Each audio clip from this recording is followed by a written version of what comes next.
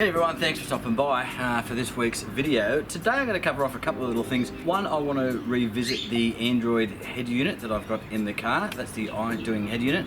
I've had lots and lots of questions from people and I did promise a follow-up review. While we're covering that off, there's something else I want to touch on as well, and I'm going to do a proper review on this when I get a chance and get it all installed. One of my viewers, Colin, has reached out a little while ago. I've been interacting with Colin for probably a few months now. Now, Colin actually 3D prints these little beauties. Now, anybody that's got a Pajero knows that you've got that little slot down the bottom which has got a little card holder and a little wasted space basically, and everybody's always looking for something else to put in that spot. Now, this is where this comes in. Now, what you can do with Colin is order specifically what you want in these slots. As per the Idoing head unit, it's got two USB 3 slots at the back, but unfortunately they're no good to you because they're at the back of the unit and you can't put your USB stick in to play music and stuff like that. So what I've actually got is just an extension lead plugged into the back, run up under the steering wheel, and I'll plug the USB stick into that. Now, one of the options that Colin has given me is to put two USB 3 slots in the front, and what you'll see on the back is two USB 3 plugs on the back. So now that's going to run up to the back of the Idoing head unit, and that's going to put those USB 3s at the front so I can plug things in and out. Bloody brilliant. Now, he's also given me a couple of USB charging slots that you'll see there. Just supply that with a 12-volt feed, and I have two USB charging slots on the front, 4 pass-throughs for my microphones. So what I need to do is just go and get some Cat 6 cable, run that from the back of these into my individual head units or units for the radios, and then I'll be able to just plug all my microphones into this area here. One final thing, what I'm going to do is, rather than having the isolation switch for the winch on the front, I've got the big one under the bonnet. What I want to do is isolate it via ground and do that from within the cab. So he's actually provided me with a little winch switch there, so I'll be able to isolate that winch or turn it on from within the cab. I do have a series of 3 videos showing you how to pull the dash apart. Basically just go through a very brief install, show you how it fits, and then show you once it's installed and show you how it's all working. But that's it. If you want to get in touch with Colin, information down below. Yeah, bloody beautiful. Thanks, Colin. We'll get to have a closer look at this a little bit later on and we'll show you that installed. Now, as much as I hate doing this talking head stuff, we're going to have to get through this together. So let's talk about the Android Idoing head unit, the 9-inch head unit that you'll see that I've installed into the car. I had lots and lots of questions about this. I've suggested to a lot of people to get in contact with Idoing directly. They've been very responsive with regards to getting back to people's inquiries. Been a little bit unique for a Chinese company, so it's been a good result. Now, I've also been getting questions through the Pajero forum about, you know, would I still buy the unit, etc, etc. Being that that one was sent out to me for the purpose of review, the answer to the question is yes. Has it had issues? Yes, it has. They've all been very, very basic and nothing that I would consider a deal breaker, because it could just be the software, it could be the Android operating software, it might be the head unit, it could be the apps that I'm running specifically on the head unit itself. First one is, often when I turn the head unit on for the first time for the day, it will come up in a search screen. It doesn't just come up with the home page, so that's a little bit annoying. Also, on the odd occasion, the Wi-Fi will turn off. Now, I don't know why. I'll turn the head unit on, I'll go to use Waze, which is the mapping software of choice for me. Now, that requires a network connection. A couple of times that has failed, and I've gone in to see why, and what's actually happened is the Wi-Fi has just turned itself off. So it's just not on at all. Going into the settings, turning the Wi-Fi back on, it comes straight up, Waze starts functioning as you'd expect, everything's fine. Now, people have asked me about the steering wheel controls and whether they work. I can't talk to that because I don't have the steering wheel controls in my NT. I just don't have them on the steering wheel, they're not there, so I can't test them. What I can tell you is that the harness that I use, which is the one that I hardwired rather than just using plug and play. Again, my unit, my car had a previous install from the previous owner, so it was a custom install, so the original wiring harness just wasn't there for me to plug and play, albeit that the wiring harness that you can order from Idoing are plug and play. Do they work with steering wheel controls? I'm not sure. I'm assuming they do, but because I haven't been able to test it for myself, I can't give you a response 100%. Again, refer you to my statement earlier. Get in touch with Idoing, they're responsive, they'll let you know. Now, the AM radio works. Unfortunately, the AM antenna in the Pajero, it's in the rear window and requires a 6-volt input or a 6-volt power source for that to work. When I originally plugged in the radio, I hadn't actually made that connection to that power source, and that was why initially the AM radio wasn't working. Once I got that connected up, it's working fine. So there's our AM radio, so you can see that's functioning and working and doing whatever it needs to. If we want to change to FM, we can do that there. So you can program in your different channels down the bottom, similar to your old analog one. Switch to AM, and you can change the frequencies there. You can do searches, you can scan, just basic functionality, the same functionality that you would see on a modern radio. Now, Rockford Fosgate people, I don't have a Rockford Fosgate head unit in the Pajero. Because I've received a number of different questions from people who have the Fosgate setups, I've actually been in touch with Idoing because I still have their email. I'm able to send stuff backwards and forwards directly, and they've come back to me and said, providing you choose the Fosgate setup, choose the right picture on the screen, all of your speakers, etc., are still going to work as per factory. Again, I haven't tested it, so I can't confirm it for you myself. This is just simply information that I've been provided back from Idoing, and they have said choose the right setup and all your Fosgate speakers are going to continue to work. Another thing people have mentioned is on phone calls, they've heard a little bit of an echo coming back to them, so they can actually hear themselves. So it sounds like possibly the audio is getting into a loop through the microphone. I've also done some reading and some research on this, have heard of other people having similar experiences with the Idoing, not all, and it's not all calls. So whether it's just a line thing or whether it's an issue with the head unit, I don't believe it's an issue with the head unit because I think I've been experiencing it on all calls. What I'm going to experiment with though is that you have the microphone on the head unit itself and then the external microphone that I've actually run up to the top of the A-pillar. What I'm going to do is just cover one of those, so cover the one on the head unit itself, put a bit of tape over it, something like that next time somebody mentions it and they're hearing the echo, and just see if that improves the situation. I'll report back on a later video, I'll just touch on it later on.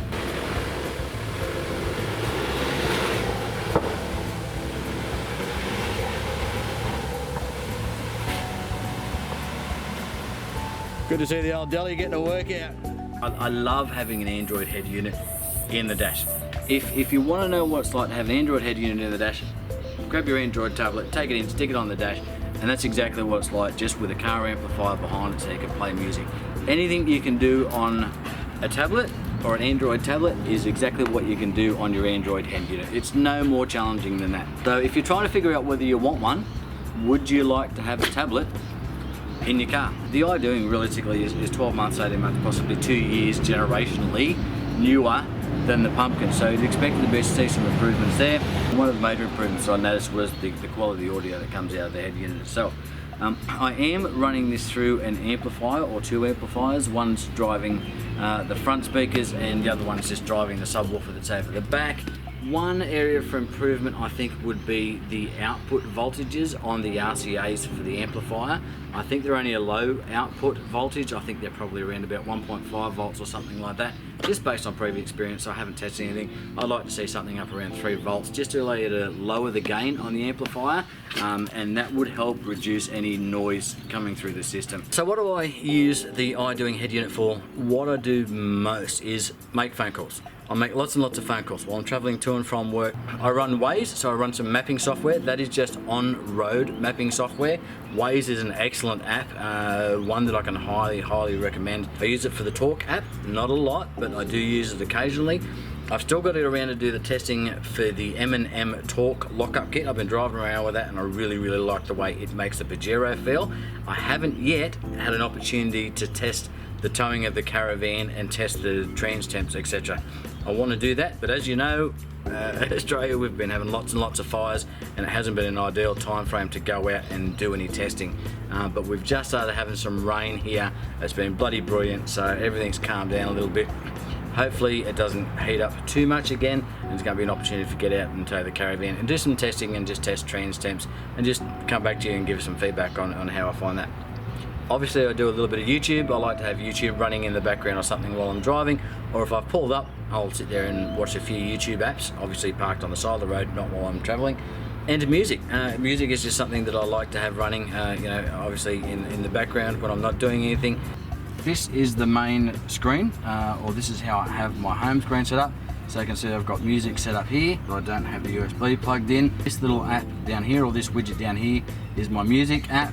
This app up here is my weather app, so it's a weather zone app. In addition to showing me the time, I can have a look at the weather, I can see the different forecasts, etc, etc. We can obviously go and have a look at the radar there. There's no rain about, unfortunately. All our apps there, we're just gonna shut those off. As far as audio controls, you do have the ability to obviously balance left and right, front to back. You can literally just grab this and change your balance and your fader that way, or you can use this button here. 7-band equalizer with sub control. Presets, I think there's half a dozen presets there or something like that. I like to use custom, and I like to have the loudness on just to boost the bass there as well. Close that, and again, just shut that off, shut that off. This is your application drawer, so tap that, there's all your applications. There is a little bit of stuff installed here. There is an initial launcher, which is just a car launcher of some description. I like to go and install Nova Launcher. That way I can customize my home screen. As far as navigating the unit, if we want to go into our Wi-Fi, press and hold. That'll take you into your Wi-Fi settings, and you can choose the appropriate Wi-Fi connection. Back button there. Bluetooth, press and hold. So literally you just navigate it exactly the same as you would a normal Android tablet. Set up your home screen, app drawer over here. If you want to put some additional storage, you can just plug a USB into the back and you can use that as storage. You can, probably up to about 128 gigs, something like that. It doesn't have Apple Play, I can tell you that for sure, but you do have mirroring functionality from your phone. So if you've got something on your phone, you can plug it in via USB and you can mirror over from your Android phone over to the head unit itself. Why you would want to do that rather than just installing whatever apps you've got from your phone onto the head unit and run direct off the head unit, it's going to be much more functional. But you can do that if you want to. Okay, so as far as functionality goes, a couple of things that I really like about the head unit itself. The boot up time is really good because it's quick and I've never once had to wait for it to boot up. Even with the head unit turned off, the reverse camera functionality still works. So as soon as you stick it in reverse, unit comes on, goes straight into the reverse camera. Obviously, anytime I get into the car, my phone always has a Bluetooth on, so they automatically pair as soon as I get into the car. That's really nifty. No different than any other unit though. But what I've actually noticed is, even when I've had the unit off, if I receive a call on that phone, unit comes on and I receive the phone call and I can still use it for hands-free. So that was something that really surprised me and really impressed me. The functionality there was excellent. I think the best thing about this head unit is the way that it looks, and it's the fascia that just fits into the Pajero and makes it look factory. Obviously having a 9-inch screen is really nice. The audio quality is better than the previous unit they had, which was the Pumpkin. Not that I was unhappy with that. If I was still rocking the Pumpkin unit, I'd still be happy with that. This one is just that little bit better, and again, it's just a generational thing, I think, and this one's just put together that little bit nicer. I'd like a hard button, like a knob for control, but again, that's not a flaw, that's just a design of the unit. The unit is still working the same as it was from when I installed it, and again, doing everything I asked of it. So that is the Idoing head unit. At the end of the day, when I do reviews on products, I want to be clear, I'm not here to try and sell you anything. I've either bought something or I've been sent something for the purpose of review, and I'm literally just sharing my experience. I'm not trying to sell you anything. If you want to use that information to go out and buy it, great. Go and look at other reviews, go and see what other people are saying. I really can't tell you anything other than just what my experience is, and you're always going to get that. It's always going to be 100% honest. That's not my intention of sharing this information. I like doing YouTube stuff, I like helping people. That's the basis of me sharing information about different products that I get. And I appreciate all the people that have come on as subscribers lately. I haven't been really busy, I haven't been doing a lot of YouTube stuff for the last probably couple of months or so, but the subscribers have still been coming thick and fast, so I really appreciate that. Even though I've been a little bit slack, I appreciate you all coming on board. Thanks very much, we'll catch you on the next one. Cheers.